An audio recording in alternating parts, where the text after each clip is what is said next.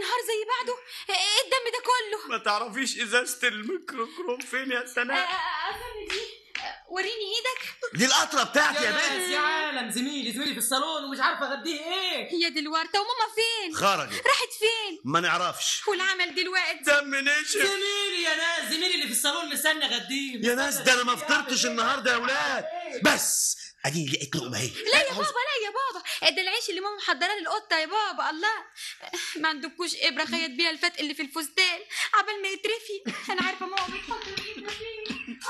ادي لقيت الابره اهي، الحمد لله. ايه مالك يا سناء يا بنت؟ مالك في ايه؟ في حاجه يا سناء؟ حصل ايه؟ قولي. الابره انكسرت في صباعي. دي مصيبه ايه دي بس؟ ما تعرفيش تستعملي الابره كمان؟ ازيك يا بابا؟ ولزوم ايه التبكيت ده؟ انت راخر يعني حضرتك اللي عارف تفتح علبه البلوبيب؟ بالعقل الواحد يعرف يصرف نوره من غير ما يضر نفسه. وعلك فين لما انت محتسب عشان تغدي صاحبك؟ الله، احنا كلنا وحشين يا بابا. احنا كلنا ايه؟ احنا كلنا وحشين وانانيين وما بنحبش الا نفسنا، واكتر من كده في حاجه. كلام ايه اللي بتقوليه ده يا بنت ده؟ انت بتشتمينا؟ ده انا خلاص ما بقاش فيا نفس عشان مش لاقي. وانا بفكر اني احول لمدرسه تانية عشان اصحابي هيشتموني ويضحكوا عليا. اعزم زميلي على الغدا في البيت او ما اقدرش اكله لقمه. يا دي الفضيحه، يا دي الفضيحه. يا للهول. انت بتتريق يا ما تسكت بقى، قاعد انت وهو اما نشوف التهمه اللي جات لنا دي على اخر النهار. تقصدي ايه يا بنت باننا وحشين وانانيين وما بنحبش الا نفسينا؟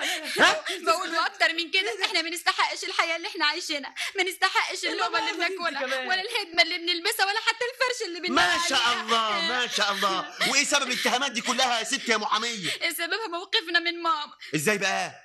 الاعمال كلها على ماما، كل واحد منا بيعتمد في كل شؤونه على ماما. ماما الواحده هي اللي بتغسل وتمسح وتطبخ وتأدي حاجات كل فرد في البيت ده، واحنا رامين كل حملنا عليها وقاعدين نضغط عليها لحد ما زهقناها مننا وخليناها خرج. مفيش تعاون، مفيش حد مننا فكر انه يتعاون معاها في خدمه البيت على الاقل عشان يعرف حاجه من حاجاتها ويقوم ببعض الواجب ويريحها.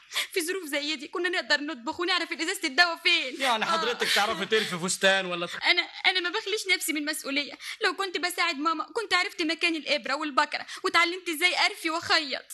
فعلا والله الظاهر الكلام ده صحيح يا اولاد. صحيح 100%. احنا انانيين، احنا اللي طفشنا ماما. فعلا احنا بنجني اللي زرعناه. مش ده المهم دلوقتي يا اولاد، المهم دلوقتي نعمل ايه؟ نصلح غلطتنا ازاي؟ كل واحد مننا يساعد ماما، نقف جنبها على قدر الامكان وهي بتطبخ نساعدها في الغسيل، في الحاجات الخفيفه زي المناديل والشرابات والصحون وفناجيل الشاي. لو كنت اتعلمت من ماما ازاي بتفتح علبه البلوبيف ما كانش حصل اللي حصل مش لي ده. كده والنبي. امتى ترجعي يا ماما بالسلامه يا وانا رب اكون يا ايدك ماما. اليمين وانا اكون كتف في كتفها. وانا هساعدها في كل اعمالها واتعلم منها شغل البيت. ماما جت.